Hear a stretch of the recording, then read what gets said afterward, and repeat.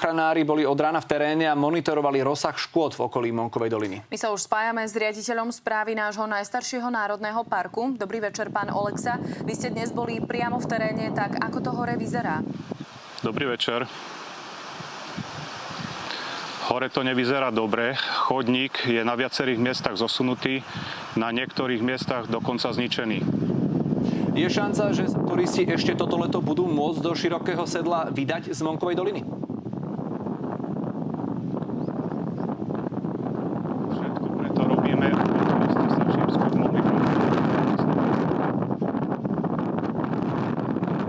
Ide o národný park s najprísnejším stupňom ochrany prírody. Ako to tam chcete odstraňovať všetky následky tejto pohromy?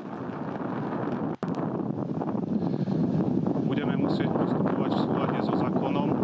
Keďže je vyhlásená krízová situácia, tak umožní nám viacej prác spraviť, aby sme mohli naozaj sprístupniť tieto krásne terény ľuďom.